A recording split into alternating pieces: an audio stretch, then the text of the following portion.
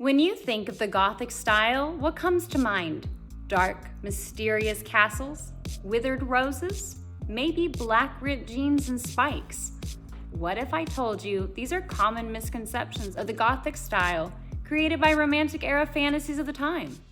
Hey there, little goths, it's Asta Darling, and I'm here with Google Arts and Culture. And today, we'll be unraveling 6 fashion events that got us from the Gothic style to dark academia.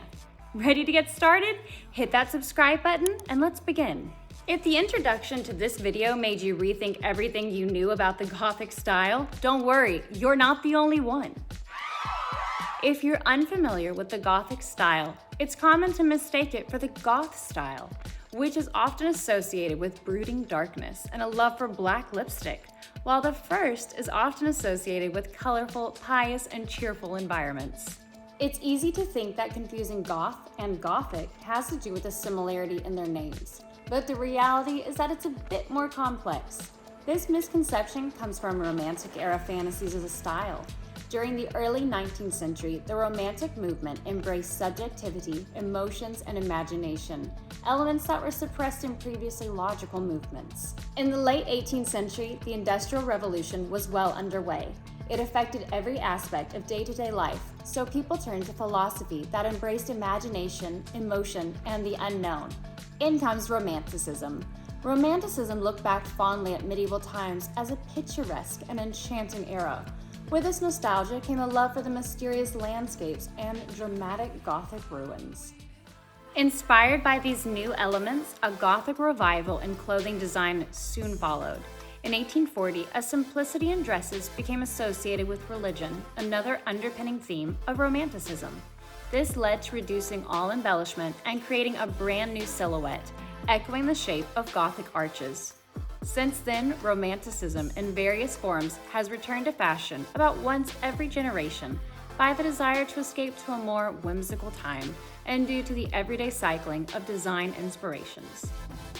Just as Romantic era clothing is inspired by the medieval and Renaissance past, the Goth and steampunk fashion movements have grown out of a Romantic sensibility. Both styles now inspire some of fashion's leading designers like Alexander McQueen and Jean-Paul Gaultier. Modern Goth culture is deeply rooted in the Romantic era. It draws upon the sublime in art, the Gothic horror literary genre, and the period's spiritualism and morbid sentimentality about death. Just as Goth draws inspiration from the Romantic era, its modern counterpart, dark academia, blends Goth and the Romantic revival to create the perfect academic aesthetic. This dark academia looks at classic literature, art, architecture, and poetry from Western Europe and gives it a dark twist. Beige, olive, tan, and dark brown are usually the colors associated with it, and it's no wonder why. During the Gothic revival, literature at the time advised people to wear earth tones that appeared as if they were illuminated by the golden glow of a setting sun. It sounds kind of dreamy to me. From the medieval times to dark academia, a consistent theme continues to re-emerge: the human desire to make things our own and explore our identity and emotions through art and culture. Which trends are you following? Is it inspired by any late art movement?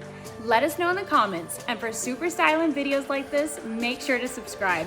There's a new video every week. See you around.